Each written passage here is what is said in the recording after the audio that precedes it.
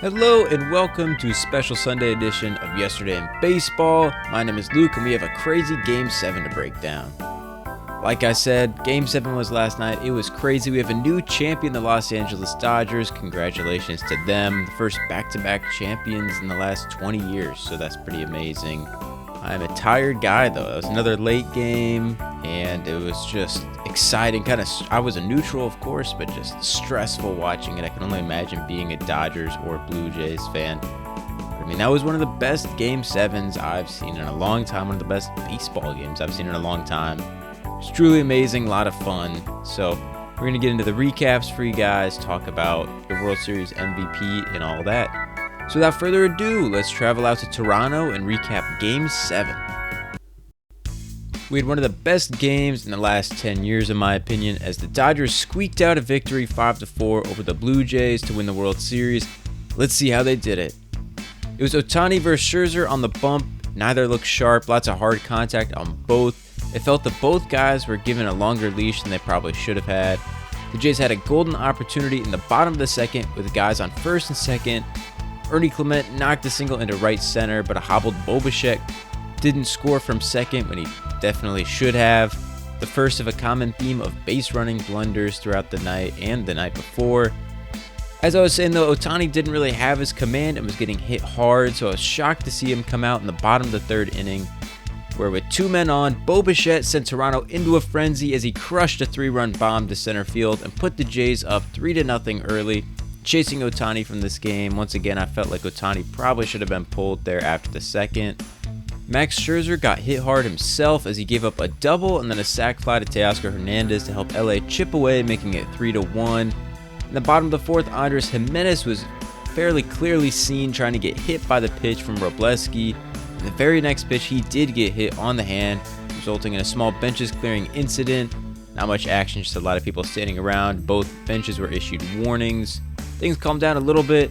Both starters were out of the game, and then in the top of the sixth, the Dodgers struck back again on another sacrifice fly, this time from Tommy Edman to put them down only 3-2.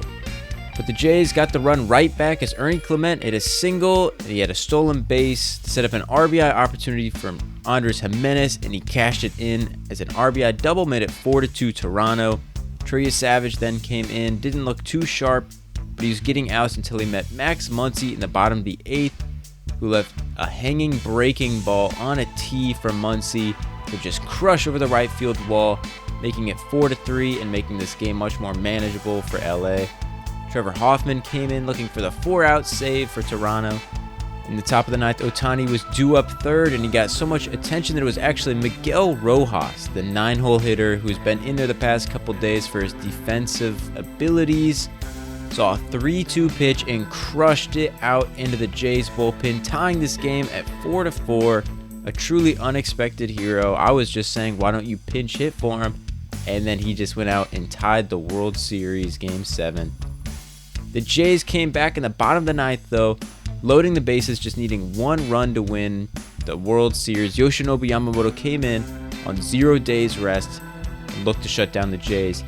And he did just that, as with 1 out, bases loaded, Dalton Varsho hit a tapper to second base. And once again, Miguel Rojas, he double clutched, but he made a throw home, got the force out.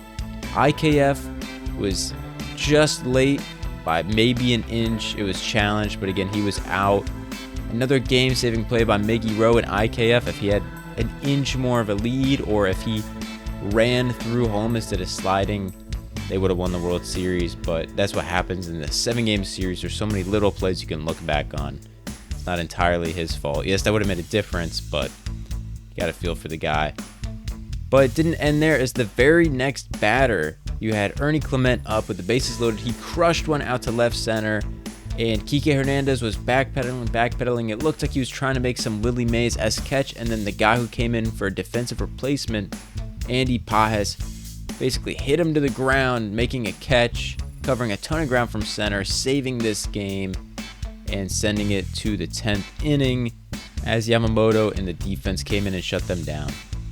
The top of the 10th wasn't too different as the Dodgers loaded the bases with 2 outs. Kike Hernandez hit a tapper towards first base and barely got out. It was a little dicey, but the Jays escaped that one. Then it was a 1-2-3 bottom of the 10th inning. In the top of the 11th, Shane Bieber came in and gave up a go-ahead homer to Will Smith, who's been a rock for the Dodgers all year long and all series long. He's caught more innings than anyone in a single World Series ever, and he helped the Dodgers go up 5-4 with a clutch homer. All this time, Yamamoto stayed in the game, but it wasn't easy as Vladdy got a leadoff double to begin the bottom of the 11th. Isaiah Kiner-Falefa executed a textbook sacrifice bunt to get Vladdy over to third, but that left first base widely open with Addison Barger. They pitched around him to set up a potential double play, plus Barger has hit almost 500 in the World Series. But Alejandro Kirk, the man who's been swinging a hot bat, but he's definitely a double play candidate, not the fastest. They gambled on him, and with runners on first and third, down one with one out, he hit into a double play on a broken bat, tapper to Mookie Betts, and that helped the Dodgers win the World Series, closing out one of the craziest games I've ever seen. Dodgers won 5-4, won the World Series, first back-to-back champions in forever, and just truly an amazing series, amazing game. Hats off to both teams. So that brings us to our player of the day. It's going to be the same guy all weekend long, and he's going to be the guy for the entire World Series, Yoshinobu Yamamoto, the top performer.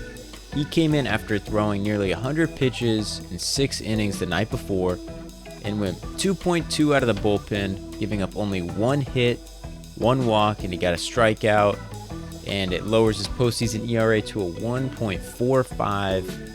And in this series, it really felt like the Jays were the better team. Aside from their base running, they were better than the Dodgers in just about every aspect. But Yamamoto almost willed them to 3 victories. I mean, you think about that amazing Game 2 performance with that complete game. That was largely on the backs of Yamamoto. And then he came in again in Game 6, do or die, shut down the Jays. That's another win there. And then in Game 7, in the most tense innings he'll probably ever pitch, the highest stakes you could have, arguably, with the WBC too, he came in and just shut down in so many big opportunities, but he shut down the Jays, limiting them to 0 runs in those late innings, despite all their opportunities. I mean, again, I think he's responsible for 3 of their 4 wins. And that's why he was our MVP for the day and MVP for the series and the World Series MVP. So hats off to him. Yoshinobu Yamamoto, out of this world. And I didn't think it would be possible for anyone to have a bigger impact than Ohtani. But Yoshinobu Yamamoto did just that. He outshined Ohtani, outshined anyone else. Vlad Guerrero, doesn't matter. He came in and won this series for the Dodgers. So hats off to him. So again, it was a crazy game, crazy series. I mean, you had Ernie Clement setting the all-time postseason hits record. And again, they just played in the Divisional Series Championship and World Series. But, I mean, the Dodgers, again, they didn't look the greatest in the series, but they were just able to get it done. Gritty baseball. It shows why they are the champions, you know. And in a world where the baseball's evolving into being these kind of higher payroll teams, I mean, the Mets had a similar, I think maybe even higher payroll, and they didn't even make the playoffs. So it's not all attributed to that. I mean, you saw the Blue Jays are a top 5 payroll, but they just had big base running blunders. Again, you point out Bichette probably should have scored on that Ernie Clement single in the second. IKF should have had a bigger lead without being held on with the bases loaded, or do what I've seen my Cardinals do for years, or when there's a force out at a base and there's 2 outs, you just run through the base, especially at home plate. There's no reason to slide there. So, I don't know. There's a lot happening in that moment. You really can't fault someone too much. As I said, in any championship game or World Series when the stakes are so high, you can go back to any particular play and point out something someone else should have done. So, you know, don't want to see too much harping on IKF, but I get it, especially if you're a Blue Jays fan. And in this series, I mean, Yamamoto was the Madison Bumgarner in terms of elite pitching performances.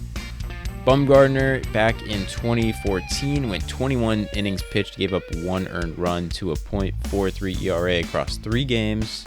Yamamoto didn't do quite that, but he went 17.2 innings pitched and gave up 2 earned runs on 10 hits to a 1.02 ERA. Can clearly make an argument for him to be the best pitcher in baseball right now. So, just incredible performance from him. I'm just still kind of in awe of it.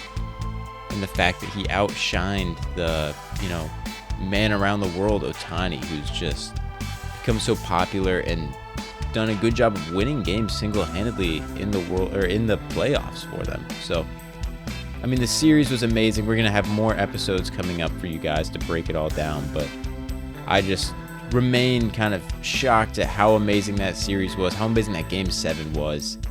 So, really, truly lucky that we had that.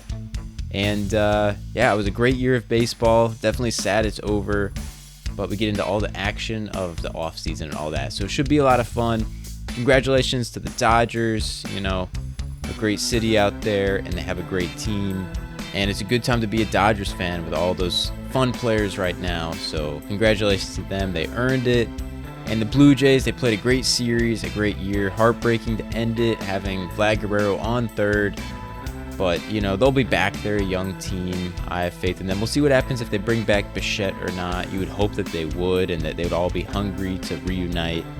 But you really never know. So hats off to both teams, both cities, just, an electric World Series, and I had so much fun watching it. I know millions other around the world did as well. So that is everything from Sunday's show. Got a busy day today, unfortunately, so couldn't make it a little bit longer, but we're going to dive into this game, this series, and everything this week. And there's more stuff to listen to. The baseball isn't over. We got awards we're going to do. We're going to get some guests on for that. And, the show, I'm not quite sure what it'll look like in the off season. Definitely not every morning, but, probably 2 to 3 mornings a week we'll come at you with some baseball content because there will still be plenty to talk about. So thank you guys so much for listening along this year. It's been amazing, and I hope to see you guys back again on Monday for another show. We're going to break down more of this World Series. So thank you again. Have a great rest of your Sunday.